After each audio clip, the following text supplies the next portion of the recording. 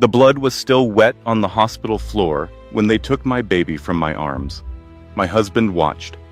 His mistress smiled. And my best friend of 15 years? She was counting the money they paid her to destroy me. I was 8 months pregnant when I discovered the affair, but that was not the betrayal that shattered me. It was the psychiatric facility they locked me in. The forged documents that said I was insane. The 72 hours I had to prove I was fit to be a mother, while they erased every trace of my existence. They stole my money, they stole my lawyer, they stole my newborn son, and they thought I would stay broken. They were wrong, the lesson. This story will teach you the 7 warning signs of a predatory partner, how to protect yourself before the trap closes, and why the women who survive are never the ones who stayed silent. The meaning. This is not just entertainment. This is a survival guide disguised as a story. Every twist you hear today is based on real legal loopholes that predators exploit. Every piece of advice woven into this narrative could save your life, your children, or someone you love. By the end of this story, you will know exactly how to document abuse, protect your assets, and fight back against a system designed to silence you. I was 8 months pregnant when I discovered my husband's affair. But that was not the betrayal that destroyed me. It was my best friend of 15 years, standing in my hospital room, holding my newborn son, telling the nurses she was his mother. And the worst part? My husband had already signed the paperwork saying I was mentally unfit. I had 72 hours to prove I was not crazy, to prove I was his mother, to prove that everything they had built against me for 18 months was a lie. This is how I lost everything, and this is how I got it all back without a single person saving me but myself. Stay until the end, because the woman who helped me escape had been watching me for 2 years, and her reason will change how you see everyone in your life. Before we begin, tell me in the comments where you are listening from today. And if this story moves you, that subscribe button is right there. One click, and you will never miss another story like this one. Now let me take you back to the beginning, to the house of cards I called my marriage. My name is Elena Marshall. I was 32 years old, 8 months pregnant, and completely blind to the fact that my entire life was about to collapse. Looking back, the red flags were everywhere. But when you are living inside a manipulation, you cannot see the walls closing in. It started small, the way these things always do. Marcus would come home late from work and tell me I was being too emotional when I asked where he had been. He would scroll through his phone with a smile on his face, then accuse me of being paranoid when I asked who he was texting. He would make dinner reservations at restaurants I had never heard of and call me hormonal when I noticed charges on our credit card that did not match his stories. I want to pause here and tell you something important. If someone consistently makes you doubt your own perception of reality, that is not love. That is a strategy. It has a name. It is called gaslighting.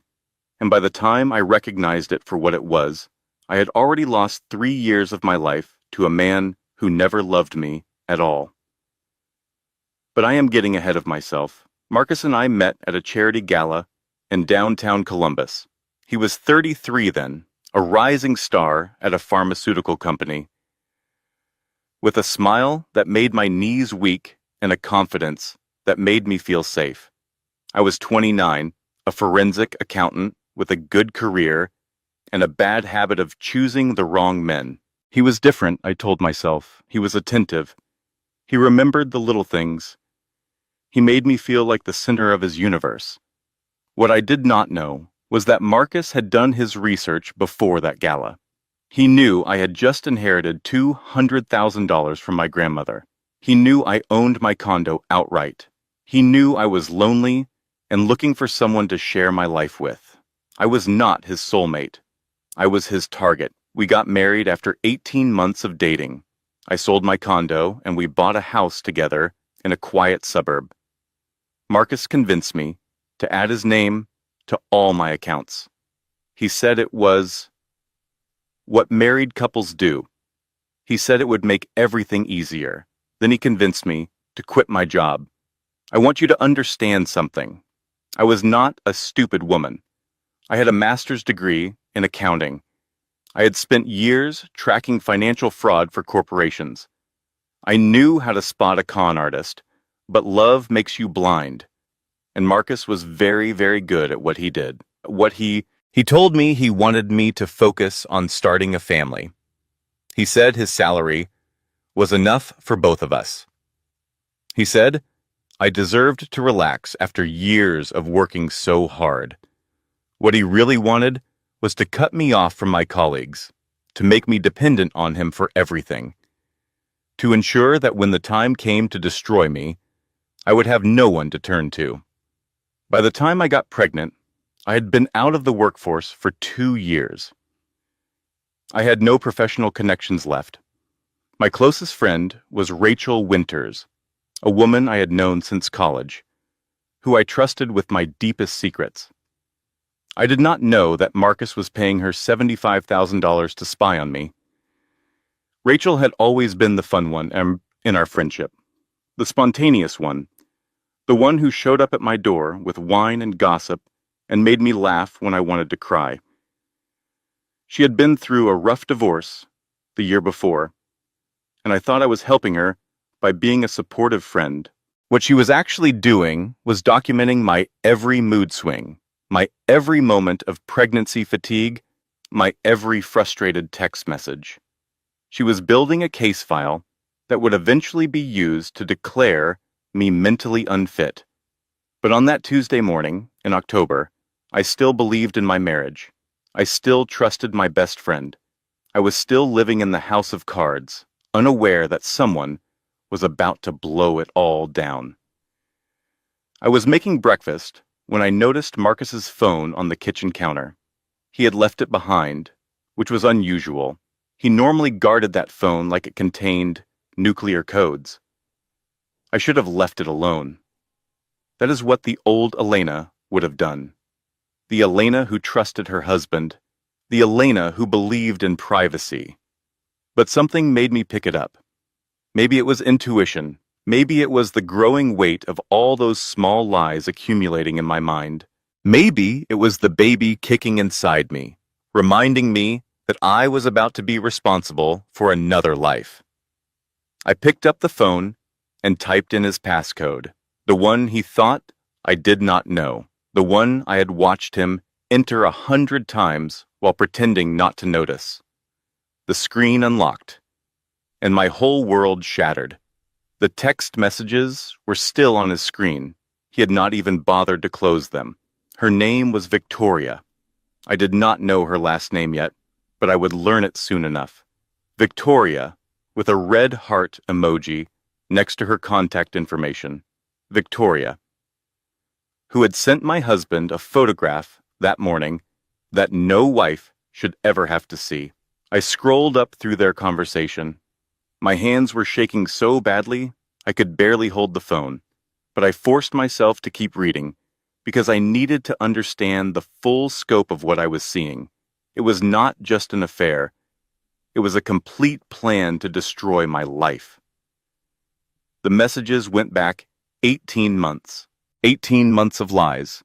18 months of secret meetings. 18 months of discussions about how to get rid of me and take everything I had. Victoria had written, "Once the baby comes, we file the paperwork. Patricia is ready." Marcus had responded, "Elena has no idea. She still thinks Rachel is her friend." I felt the room spin around me. Rachel, my Rachel, the woman who had held my hand through morning sickness, the woman who had thrown me a baby shower just 3 weeks ago? I kept scrolling. Victoria. "How much have we paid Rachel so far?" Marcus. $75,000. Worth every penny. She has documented everything we need. Victoria. "Perfect. Once Elena is committed, we sell the house and disappear. She will have nothing. Marcus. She deserves nothing. I dropped the phone. For a long moment, I just stood there in my kitchen, unable to move, unable to breathe. The baby kicked again. A reminder that no matter what I was feeling, life was continuing, time was passing. And I needed to make a decision. Here is what the old Elena would have done. She would have confronted Marcus the moment he walked through the door. She would have screamed and cried and demanded answers. She would have shown him the messages and waited for him to explain. But I had spent years as a forensic accountant. I knew how criminals operated. I knew that the moment you reveal what you know, you lose your advantage. So I did something that went against every instinct in my body. I put the phone back exactly where I found it. I wiped my fingerprints off the screen, and I went upstairs to take a shower and think. The hot water pounded against my skin as I replayed everything I had read. They were planning to have me committed. They had a doctor named Patricia who was ready to sign paperwork. They had been building a case against me for over a year. I thought about all those conversations with Rachel, all those times I had complained about Marcus working late, all those moments when I had admitted to feeling overwhelmed by pregnancy. She had been documenting everything, twisting my words, creating evidence that I was unstable. I wanted to scream. I wanted to burn the house down. I wanted to make them all pay for what they were doing to me. Instead, I turned off the water, wrapped myself in a towel, and made a plan. I had 48 hours before Marcus would notice anything was different. 48 hours to prepare, to document, to protect myself and my baby. I was not going to be a victim. I was going to fight back. The first thing I did was take screenshots of everything on Marcus's phone. I forwarded copies to a new email address he did not know about. I photographed the messages with my own phone as backup. Then I started digging. My forensic accounting skills had gotten rusty over the past 2 years, but they had not disappeared entirely. I knew how to follow a money trail. I knew how to find assets someone was trying to hide. What I discovered made me sick. Marcus had been siphoning money from our joint accounts for months. Small amounts at first, then larger ones. Over $300,000 had been transferred to accounts I had never seen. Accounts with Victoria's name on them. But that was not the worst part. The worst part was the gambling debt. Marcus owed $340,000 to people you do not want to owe money to. He had been using my inheritance to pay them off while simultaneously transferring assets to Victoria. He was going to leave me with nothing but debt and a psychiatric record that would ensure no one ever believed my side of the story. I found something else, too. A document labeled Emergency Petition.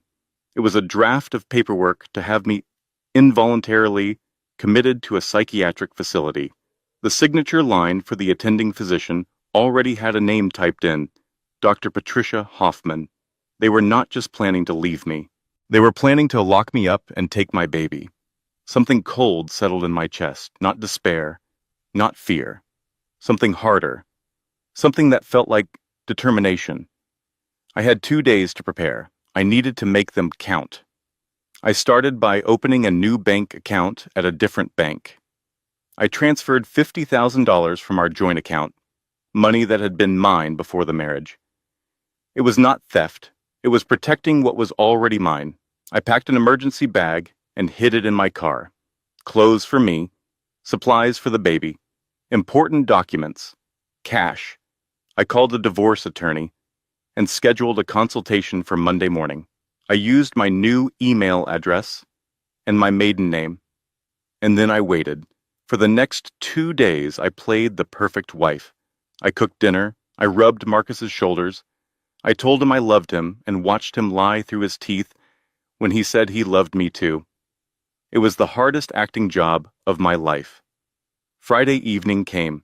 I was folding laundry in our bedroom when I heard the front door open. 2 sets of footsteps. Marcus's voice. And another one I recognized immediately. Rachel. I walked to the top of the stairs and looked down. They were standing in the foyer together, not touching but close. Too close. There was something in Rachel's expression I had never seen before. Triumph. Elena, Rachel said, her voice dripping with fake concern. We need to talk about your mental health, and just like that, my 48 hours ran out. They had prepared for this moment. That much was clear from the way they moved, the way they spoke, the choreographed concern on their faces. Marcus guided me to the living room couch like I was a fragile thing that might break. Rachel sat across from me, a folder in her hands that I recognized immediately. It was thick, too thick, filled with months of manufactured evidence. Baby, Marcus said, and the endearment made my stomach turn. We have been worried about you for a long time. I kept my face neutral. I did not let them see that I already knew everything. What do you mean? I asked. Rachel opened the folder. Inside were photographs of me, dozens of them. Me looking tired after a sleepless night, me crying at a sad commercial, me yelling at a telemarketer who would not stop calling. Normal moments twisted into something sinister. You have been exhibiting concerning behavior, Rachel said. Mood swings, paranoia, erratic emotional responses. I stared at her. This woman who had been my friend for 15 years. This woman who had helped me shop for my wedding dress. This woman who had held me when I cried about my father's death. She looked right back at me without flinching. I found this in your nightstand, Rachel continued. She pulled out a leather journal I had never seen before. Your private journal. Elena, some of the things you wrote in here are very disturbing. I did not write that, I said flatly. I have never seen that journal in my life. Marcus shook his head sadly. Baby, this is exactly what Dr. Hoffman warned us about. The denial. The inability to recognize your own behavior. Who is Dr. Hoffman? I asked, though I already knew. A psychiatrist, Marcus said. We have been consulting with her for weeks. She thinks you might need some time in a facility, just until the baby comes, just until you are stable enough to be a good mother. The words hit me like physical blows, not because they were true, but because they were so perfectly calculated. They knew exactly what would hurt me most, the suggestion that I might not be fit to raise my own child. I took a breath. I had to stay calm. If I reacted emotionally, I would be proving their case. I would like to see this Dr. Hoffman myself, I said, before making any decisions. Marcus and Rachel exchanged a look. Something passed between them that I could not read. Of course, Marcus said smoothly. I already made an appointment for tomorrow morning. We just want what is best for you, Elena. We want you to get the help you need. I nodded, pretending to accept this. But my mind was racing. Tomorrow was Saturday. My consultation with the divorce attorney was not until Monday. I needed to stall. I am feeling very overwhelmed right now, I said, letting my voice tremble slightly. Can I have some time alone to process this? Of course, Rachel said, standing up. She walked over and hugged me, and it took everything I had not to push her away. We love you, Elena. We just want you to be okay. She left. Marcus stayed. I'm going to run out and pick up dinner, he said. Why do not you rest for a bit? I will be back in an hour. I nodded and watched him walk out the door. The moment his car pulled out of the driveway, I was on my feet. I had 1 hour, maybe less. I grabbed my emergency bag from the car. I found my phone and started recording a video, documenting everything. The journal I had never written in, the folder of twisted photographs, the house I was about to leave behind. Then I headed for the door. I was 3 steps from freedom when it opened. 2 men in white scrubs stood on my porch. Behind them, a white van with the words Riverside Psychiatric Center printed on the side. Mrs. Marshall? One of them said. Your husband called. We are here to help.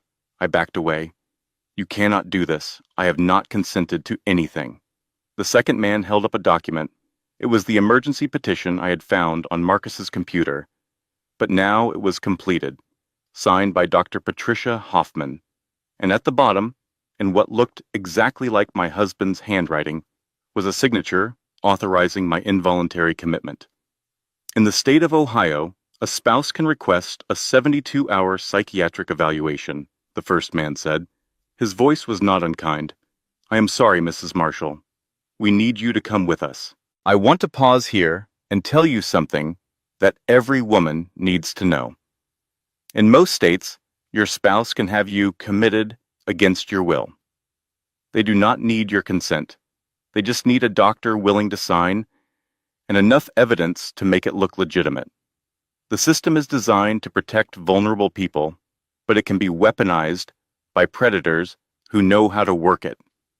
I learned this lesson in the back of that white van, watching my neighborhood disappear through tinted windows, my hands pressed against my pregnant belly, wondering if I would ever see freedom again. Riverside Psychiatric Center was a squat building surrounded by chain-link fencing. It looked like a prison dressed up as a hospital. Fluorescent lights hummed overhead. The smell of antiseptic burned my nostrils. They took my phone, they took my bag, they took my clothes and gave me a gray sweatshirt and matching pants. They took everything except the baby still growing inside me. I was placed in a small room with white walls and a bed bolted to the floor. The door had a window that allowed nurses to check on me every 15 minutes, and then I waited. The 72-hour clock had started. In 3 days, an independent psychiatrist would evaluate me and decide whether I should be released or held longer. 3 days to prove I was not crazy while every piece of evidence said otherwise. 3 days that felt like a lifetime. The first night was the worst. I lay on that narrow bed, staring at the ceiling, listening to the sounds of the psychiatric ward around me. Someone crying in a nearby room. Footsteps in the hallway. The constant buzz of fluorescent lights that never turned off. I thought about Marcus, about Rachel, about the 18 months they had spent building this trap. I thought about all the times I had trusted them, confided in them, believed they loved me. And I thought about my baby, the son I had not yet met, the child who was counting on me to be strong enough to fight my way out of this nightmare. The next morning, I met Dr. Patricia Hoffman for the first time. She was not what I expected. Mid-50s, with graying hair and glasses that made her look scholarly. Her voice was soft, almost kind. If I had not known what she was, I might have trusted her. "Elena," she said, settling into a chair across from me. "How are you feeling today?" "I want to call a lawyer," I said. She made a note on her clipboard. "Why do you feel you need a lawyer?" "Because I have been committed against my will based on false evidence." Another note. "Can you tell me more about this false evidence?" I started to explain, keeping my voice calm. The journal I had never written, the photographs taken out of context, the text messages I had discovered on Marcus's phone.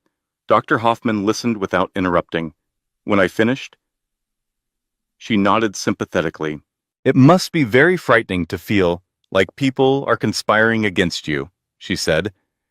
"Have you had these kinds of thoughts before? Suspicions that people were not who they claimed to be?" I understood then what she was doing. Every word I said would be twisted to support their narrative. If I claimed Marcus was cheating, she would call it paranoia. If I said Rachel had betrayed me, she would call it delusion. This woman was not here to help me.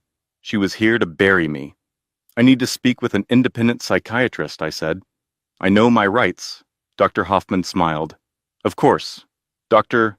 Collins will be conducting your 72-hour evaluation tomorrow. In the meantime, I would like to start you on a mild sedative, just to help you relax." "I do not consent to medication," I said. Her smile did not waver. "I understand. But given your current state of agitation, I am going to recommend it for your own safety and the safety of your baby." Do not worry. It is perfectly safe during pregnancy. I wanted to scream. I wanted to throw something. I wanted to show her exactly how not crazy I was by staying perfectly calm while she destroyed my life. Instead, I took the pills they gave me. I let the fog roll over my mind, and I waited. That night, something unexpected happened. I was drifting in and out of sedated sleep when I heard my door open. A nurse I had not seen before stepped inside.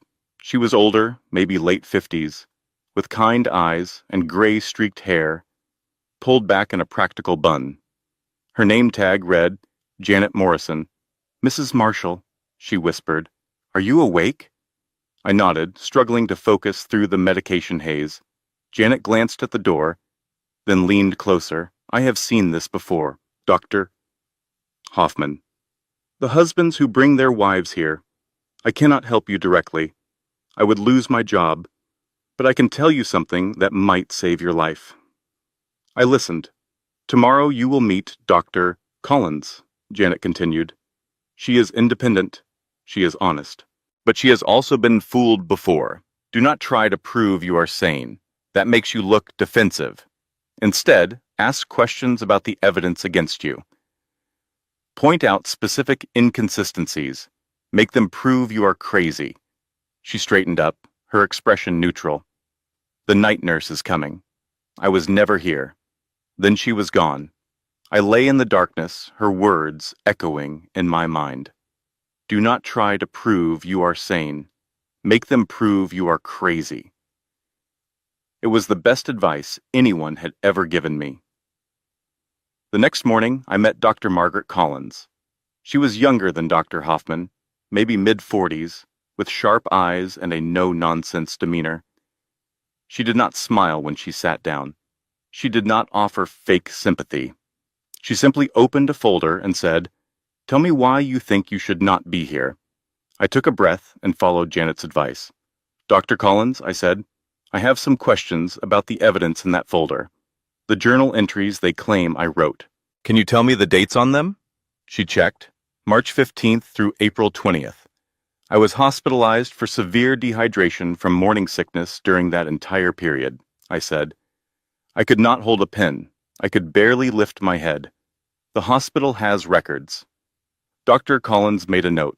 "Go on." "The text messages about self-harm. What phone number were they sent from?"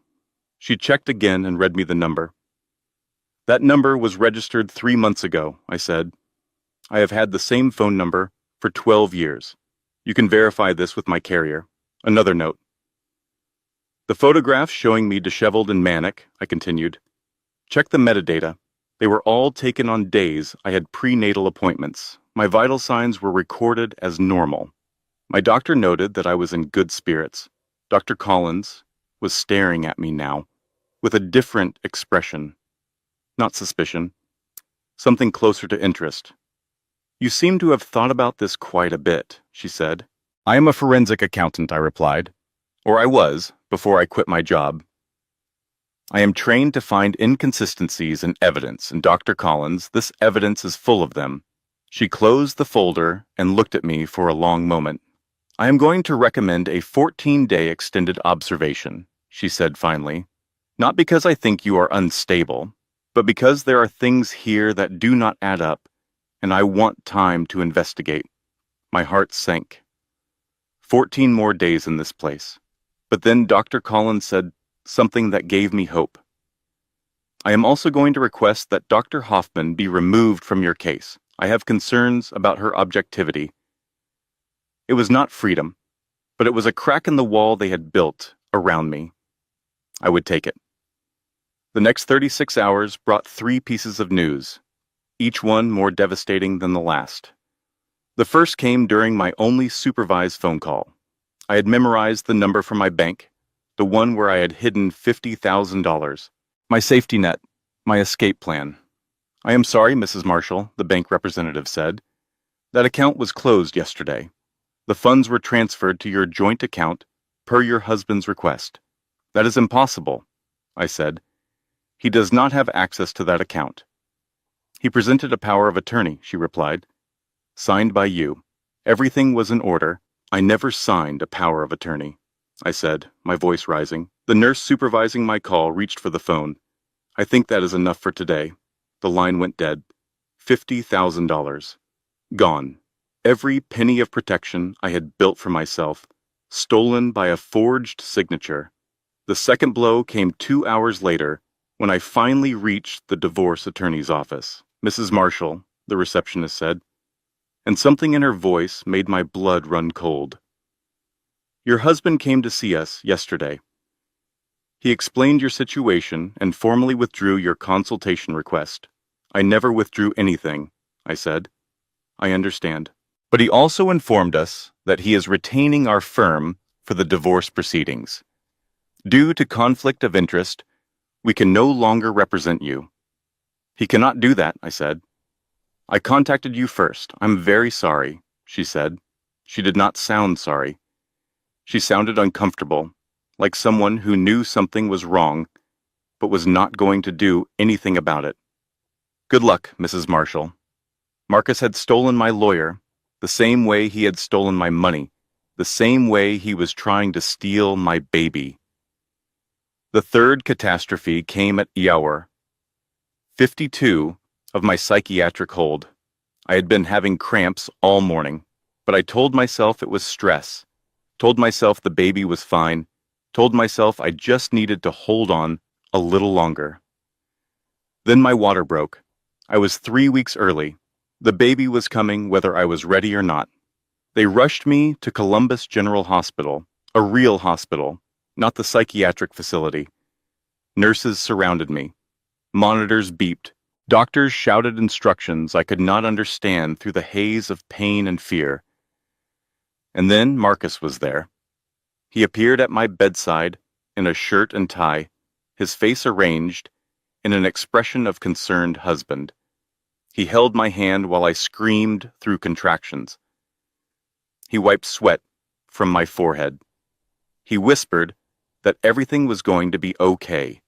I wanted to spit in his face, but I was too busy trying to bring our son into the world.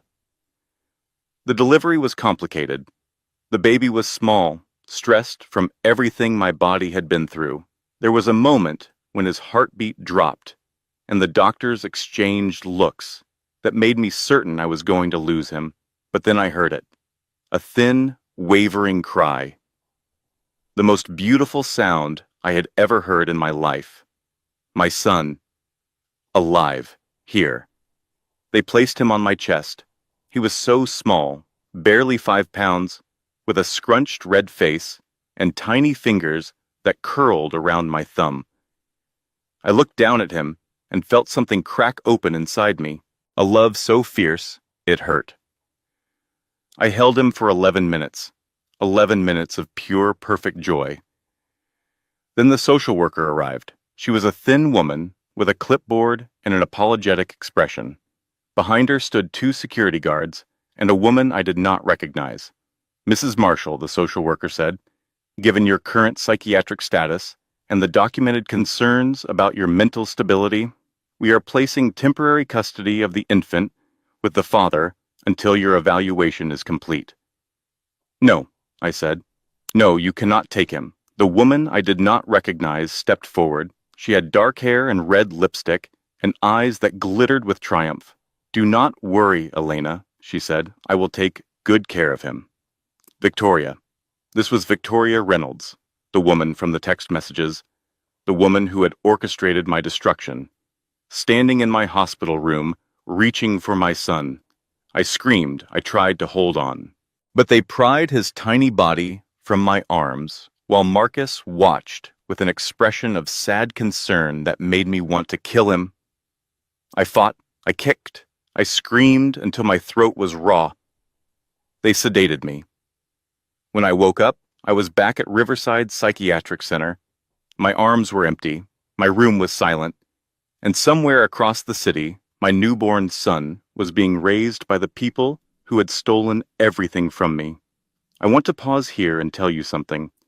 If you have ever been in that place, that moment when everything you love has been taken and there seems to be no way forward, I need you to hear me. Giving up feels like relief, but it is a trap. The moment you stop fighting is the moment they have won forever. I did not give up that night, but I came close, closer than I have ever admitted to anyone. What saved me was anger, a cold, hard rage that settled in my chest like a stone. They thought they had broken me. They thought I would sign whatever they wanted, accept whatever scraps they offered, disappear quietly while they lived my life. They were wrong. I was not broken. I was just getting started. Day 4 of my extended observation. I had stopped eating, stopped speaking, stopped doing anything except lying in my bed, staring at the ceiling, planning. The nurses were worried. They made notes about my deterioration. They increased their checks from every 15 minutes to every 10. They did not understand that I was not falling apart. I was putting myself back together, piece by piece, into something harder, something sharper, something that would not break. That evening, a new patient arrived. I noticed her in the common room during dinner, a meal I was not eating. She was in her mid-40s, with short brown hair and calm eyes that seemed to take in everything at once. She did not look scared, like most new patients. She looked purposeful. She sat down across from me without asking permission. "You are not eating," she observed. I did not respond. "My name is Caroline," she said. "Carolyn Webb. I am here for an anxiety evaluation, but between you and me, my anxiety is perfectly under control." Something in her tone made me look up. "You are Elena Marshall," she continued quietly. "Your husband had you committed 4 days ago. You just gave birth to a son who was taken from you, and you are currently plotting revenge against everyone who put you here." My spine straightened. "Who are you?" Caroline glanced around to make sure no one was listening. Then she leaned forward and said something that changed everything. "Your husband's girlfriend, Victoria.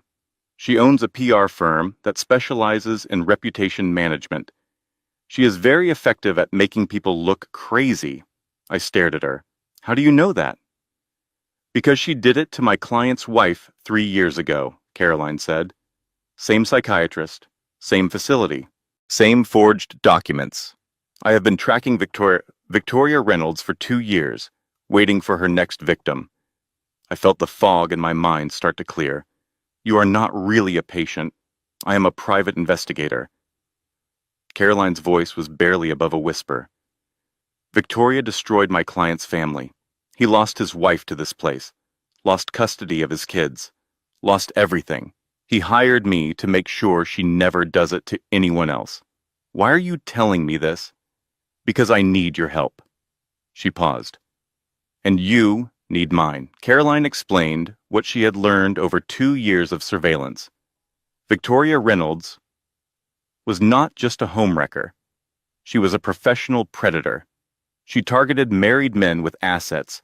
She seduced them, manipulated them, convinced them their wives were the problem.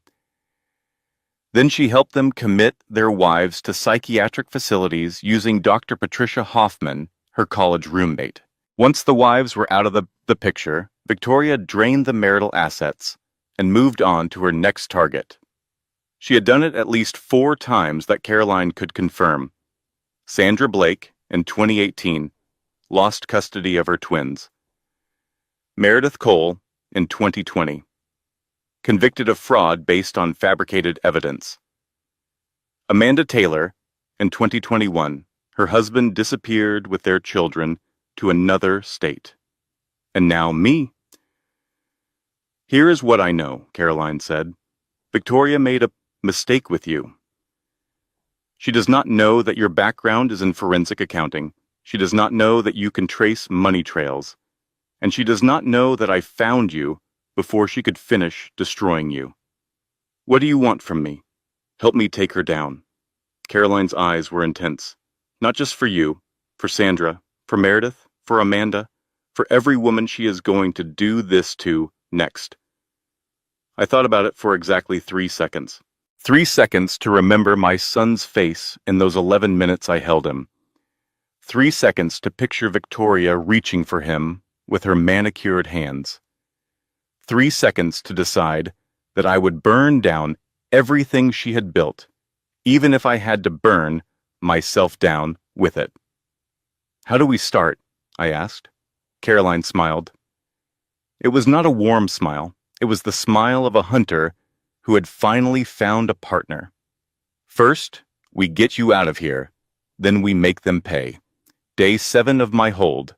Dr. Margaret Collins was due for her follow-up evaluation, the one that would determine whether I was released or held for another 30 days.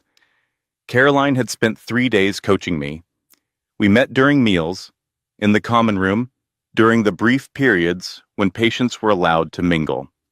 She fed me information in fragments, always watching for nurses who might be listening. I learned that Dr. Hoffman and Victoria had been roommates at Ohio State. I learned that Riverside Psychiatric Center had an unusually high rate of extended commitments for married women. I learned that 3 of Victoria's previous victims had been evaluated in this exact facility by this exact doctor. And I learned exactly what questions to ask to make Dr. Collins legally obligated to investigate. The evaluation took place in a small conference room with institutional chairs and a window that looked out on the parking lot. Dr. Collins sat across from me with her folder of evidence. Her expression was neutral but watchful. "How are you feeling today, Elena?" she asked. "Better," I said. "More focused. I have had time to think about my situation." "And what conclusions have you reached?" I took a breath. Here was the moment that would determine everything. "Dr. Collins, I need to report a concern about my attending physician. I believe Dr. Patricia Hoffman has a personal relationship with a woman named Victoria Reynolds. Victoria is currently in a romantic relationship with my husband.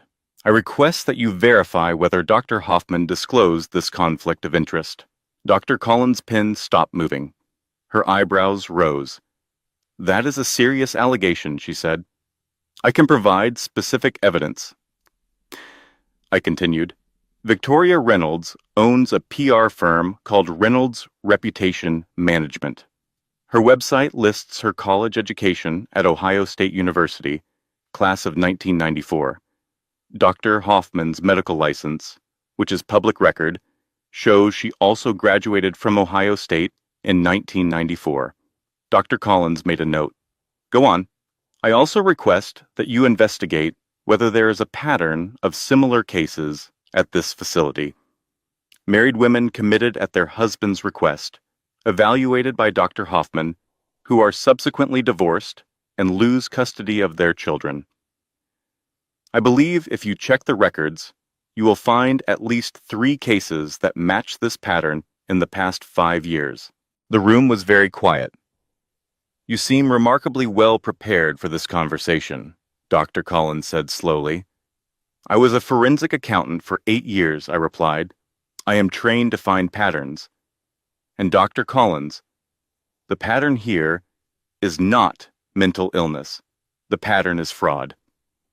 She closed her folder and looked at me for a long moment. "I am going to make some calls," she said finally. "In the meantime, you will remain here, but I am removing you from Dr. Hoffman's direct care pending my investigation." It was not freedom, not yet, but it was progress. 48 hours later, everything changed. The investigation revealed exactly what I had predicted. Dr. Hoffman had failed to disclose her relationship with Victoria Reynolds.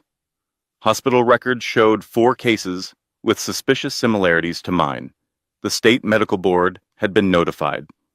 I was released from Riverside Psychiatric Center on day 9 of what was supposed to be a 14-day hold. Caroline was waiting in the parking lot with a rental car and a folder full of documents. "We have work to do," she said. "Your custody hearing is in 3 days." I climbed into the car and felt sunlight on my face for the first time in over a week.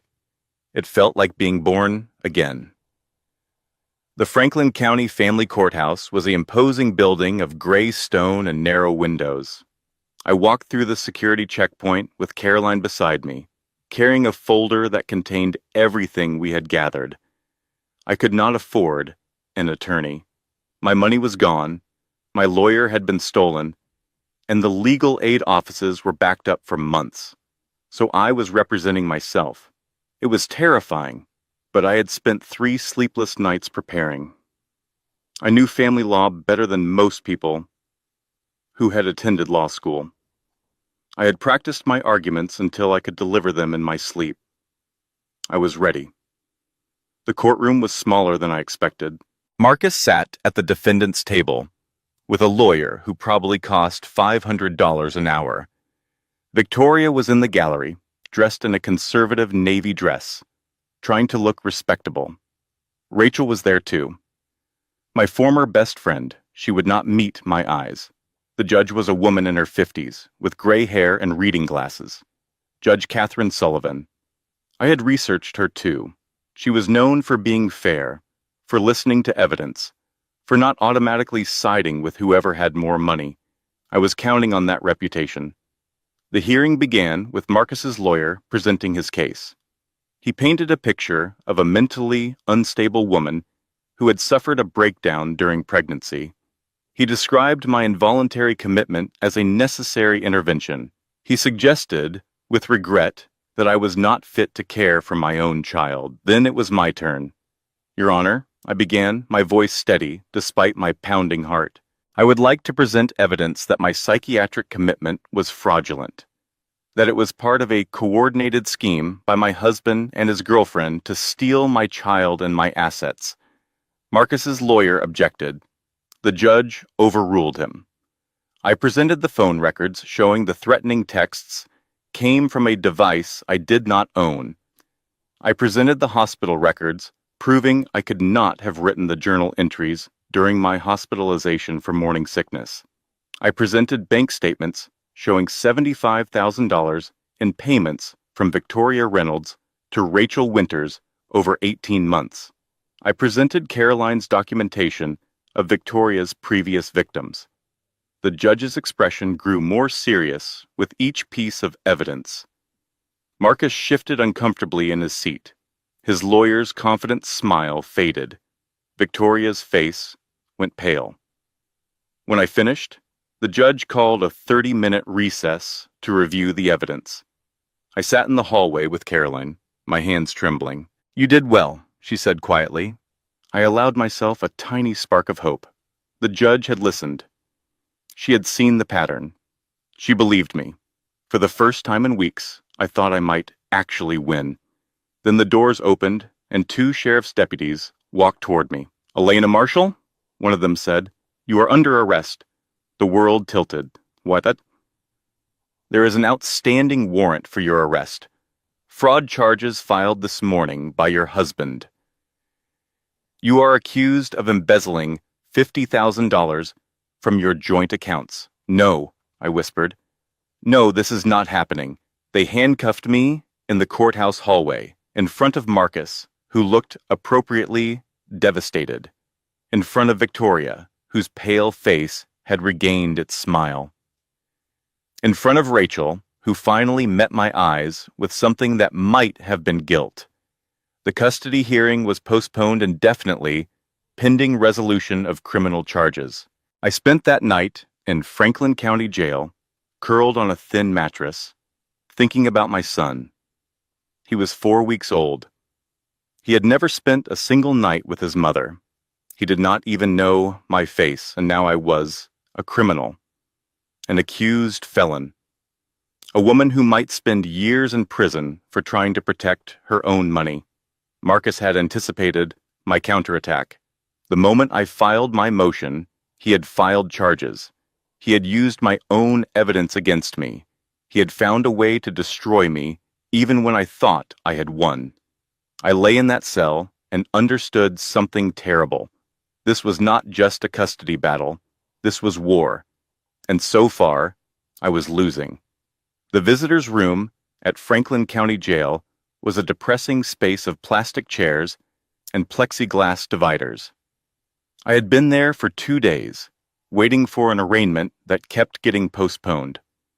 I was not expecting visitors. Caroline could not afford to be associated with a criminal defendant. I had no family. My only friend had betrayed me. So when the guard told me someone was there to see me, I assumed it was a mistake. The woman waiting on the other side of the plexiglass was a stranger, early 50s, with silver-streaked hair and a face that looked like it had seen too much and kept going anyway. "Elena Marshall," she said. "My name is Diane Mercer. I am an attorney." "I cannot afford an attorney," I said. "I know. That is why I am here pro bono." She slid a business card through the slot in the divider. "I run a non-profit called Second Chance Sisters. We represent women who have been destroyed by predatory partners." I stared at the card. "How did you find me?" "Carolyn called me," Diane said. "I have been waiting for someone like you for 3 years." She told me her story. 3 years ago, a woman named Sandra Blake had come to her after being committed to Riverside Psychiatric Center. Sandra had lost custody of her twins. She had been convicted of assault based on fabricated evidence. By the time Diane found her, she was broken beyond repair. Sandra had mentioned a woman named Victoria, a woman who had seduced her husband, a woman who had destroyed her life. Diane had started investigating. She had found Meredith Cole, Amanda Taylor, other women with similar stories. A pattern of destruction that pointed to a single source. But she had never been able to prove it. The evidence was always too scattered.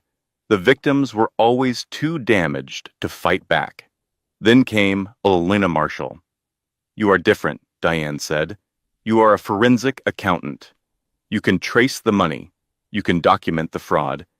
And most importantly, you escape the psychiatric hold with your credibility intact." I felt something stir in my chest, something that had gone dormant during my nights in jail. "Hope, what do you want me to do?" I asked. "First, we get these charges dropped," Diane said. "The fraud case is weak. Marcus forged a power of attorney to close your account. The signature analysis will prove it. He made a mistake in his rush to destroy you. And then we go on the offensive. 4 women are ready to testify against Victoria Reynolds. 4 women who lost everything because no one believed them. If you are willing to lead the charge, we can take her down."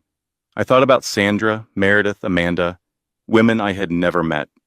Women whose lives had been destroyed by the same predator who was trying to destroy mine. I thought about my son, 4 weeks old, being raised by a monster. And I thought about something else, something that had been crystallizing in my mind through all the dark nights and desperate hours. I was not just fighting for myself anymore. I was fighting for every woman who had been gaslit, manipulated, committed, and discarded. Every woman who had been told she was crazy when she was actually seeing the truth. Every woman who had lost everything because the system was designed to protect predators. Abusers depend on isolation. The moment you find other people who have experienced the same thing, their power starts to crumble. I looked at Diane through the plexiglass. "When do we start?" I asked. 3 weeks later, I walked into the Franklin County Family Courthouse for the second time. Everything was different now. The fraud charges had been dropped. Forensic analysis proved that the signature on the power of attorney was Marcus's own handwriting, not a convincing forgery. He had gotten sloppy in his desperation. His own evidence had condemned him. I was no longer alone. Diane walked beside me, along with 2 other attorneys from Second Chance Sisters. Behind us came Sandra Blake, Meredith Cole, and Amanda Taylor. 3 women who had been broken by Victoria Reynolds, 3 women who had put themselves back together and come to bear witness. Caroline was there too, the private investigator who had found me in my darkest moment, who had given me the tools to fight back instead of trying to save me herself, and Janet Morrison, the night nurse from Riverside, who had whispered the advice that changed everything. She had been fired when the investigation started, but she did not seem to mind. She told me later that some things were worth losing a job over. The courtroom was packed. Word had spread about the case. Reporters filled the gallery. Women from domestic violence organizations sat in silent support. This was not just a custody hearing anymore. This was a reckoning. Marcus looked smaller than I remembered. The confidence was gone. The charm was gone. He sat at his table with his expensive lawyer and stared at the army of women who had come to end his lies. Victoria was not there. She had been arrested 2 days earlier on federal fraud charges. The evidence we had gathered led investigators to offshore accounts in the Cayman Islands, accounts that connected to a network of predatory women who had been targeting wealthy men for over a decade. She was facing 20 years in federal prison. She would not be hurting anyone else for a very long time. The hearing lasted 4 hours. I presented everything: the text messages, the financial records, the pattern of victims, the forged documents, the psychiatric conspiracy. Every piece of evidence I had gathered, organized by my forensic accountant's mind into an irrefutable case. Sandra testified about losing her twins. Meredith testified about being convicted of crimes she did not commit. Amanda testified about watching her children disappear, and then Marcus broke. I watched it happen. The moment when he realized Victoria was not coming to save him. The moment when he understood that he had been used just like the rest of us. The moment when everything he had built came crashing down. He confessed. To the psychiatric scheme. To the forged documents. To working with Victoria to steal my assets and my child. He wept on the stand like the weak, pathetic man he had always been beneath the charm. I did not feel satisfaction. I did not feel triumph. I just felt tired. The judge's ruling was swift and absolute. Full custody to Elena Marshall. Marcus Marshall ordered to pay restitution and child support. Criminal referrals for Marcus Marshall, Rachel Winters, and Dr. Patricia Hoffman. And a formal apology entered into the record, acknowledging that the family court system had failed to protect a vulnerable woman and her child. After the ruling, I walked out of the courthouse into bright autumn sunlight. Caroline was waiting by her car. In the back seat, strapped into a brand new car seat, was my son. He was 6 weeks old. I had missed most of his life. I had missed his first smile, his first sound, his first recognition of another human face. But I had not missed everything, and I would not miss anything else. I lifted him out of the car seat and held him against my chest. He was heavier than I remembered, warmer, more real. "Hi, baby," I whispered. "I am your mommy. I am so sorry it took me so long to get to you." He looked up at me with unfocused eyes and made a small sound. It was not forgiveness. He was too young for that, but it was a start. People asked me if it was worth it. The pain, the terror, the weeks in a psychiatric facility and a jail cell, the desperate fight to prove I was not crazy when everyone said I was. I never know how to answer that question. It was not worth it. Nothing is worth having your child taken from your arms. Nothing is worth the nightmares I still have about white walls and fluorescent lights. Nothing is worth the trust I lost and will never fully regain. But I survived it. And in surviving, I became someone new. I am not the woman I was before. That woman needed other people's approval. That woman trusted without verification. That woman put her faith in her husband's love and her best friend's loyalty. This woman trusts evidence. This woman documents everything. This woman knows that the people who claim to love you can be the same people who destroy you. And this woman fights back. Today I work as a forensic consultant for Diane's nonprofit. I help other women trace hidden assets and document financial abuse. I teach them what I learned the hard way about protecting themselves before the trap closes. My son is almost 7 months old now. He laughs when I tickle his feet. He reaches for my face when I pick him up in the morning. He has no idea what I went through to keep him. I hope he never has to know. I hope his life is simple and safe and free from the monsters I had to fight. But if it is not, I will teach him what I know. I will show him how to find patterns in lies. I will explain why documentation matters. I will make sure he understands that trusting someone does not mean being blind to who they really are. As for the others, here's where they ended up.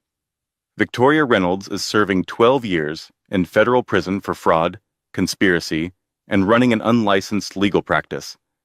She will be 60 when she gets out. Her network has been dismantled. Her victims have been compensated, at least partially, from the assets she accumulated through her crimes. Marcus Marshall took a plea deal. 3 years suspended sentence in exchange for his testimony against Victoria. He lost his job. He lost his reputation. He lives with his mother now and works at his cousin's car dealership. I heard his Google reviews are terrible. I'm not saying I check them regularly, but the one about him crying when a customer asked for a discount did make me smile. Rachel Winters served 18 months in federal prison. She sent me a letter when she got out, asking for forgiveness. I did not respond. Some betrayals cannot be forgiven. They can only be survived. Dr. Patricia Hoffman lost her medical license. She is facing multiple civil suits from her victims. She will spend the rest of her career paying for the lives she helped destroy. And me? I am okay. Not perfect, not healed, but okay. I still have nightmares sometimes. I still flinch when someone tells me I am being emotional. I still find it hard to trust anyone with my heart. But I am alive. I am free. I have my son, and I have something else too. A network of women who understand what I went through because they went through it themselves. The sisterhood, the survivors, the ones who refuse to stay broken. We find each other now. In support groups and online forums and quiet conversations at the back of courtrooms. We share information and resources and strength. We watch out for the patterns that predators use, and we warn each other before the traps can close. Because here's what I learned in those dark weeks when everything was taken from me. Abusers depend on isolation. They need you to believe you are alone. They need you to think no one will understand. They need you to stay quiet and compliant and ashamed. But you are not alone. None of us are alone, not anymore. If you are listening to this story and you recognize something in it, if you are living with someone who makes you doubt your own reality, if you suspect that the people who claim to love you might be planning something terrible, I need you to hear me. Trust your instincts, but verify with evidence. Document everything before you confront. Open accounts your partner does not know about.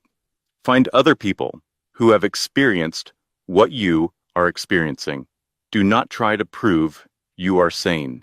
Make them prove you are crazy.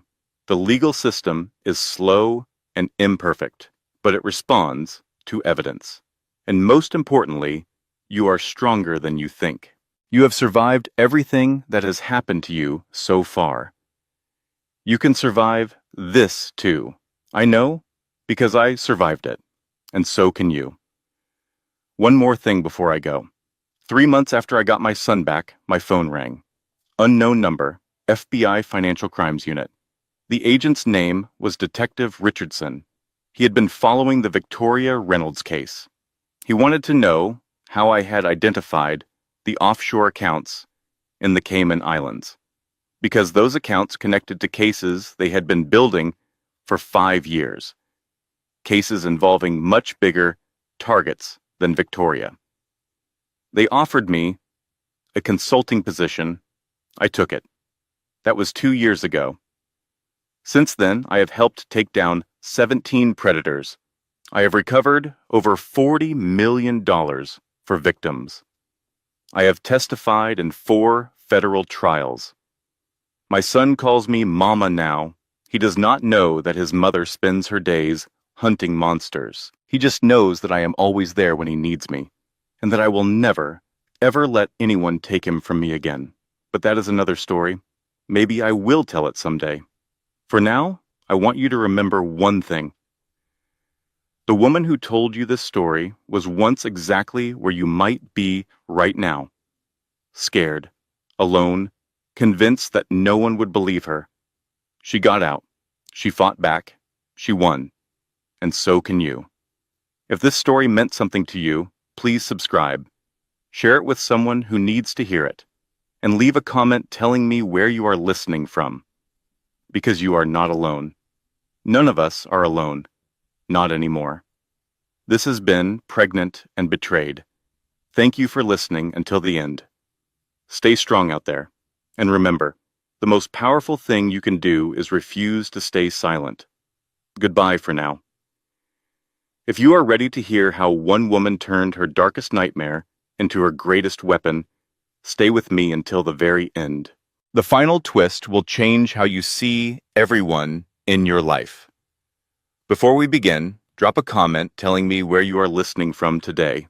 I read every single one, and your stories remind me why I tell these. And if this channel has ever helped you feel less alone, that subscribe button is your way of saying thank you. One click. That is all it takes to join a community of survivors who refuse to stay silent. Now, let us begin. Closing disclaimer. Thank you for staying until the end. This content was carefully researched, developed, and manually edited by our team to deliver meaningful lessons and genuine value to your life. Every story we create is crafted with intention, designed not just to entertain, but to inform, empower, and protect. If this story touched your heart or opened your eyes, please share it with someone who needs to hear it. You never know whose life you might save.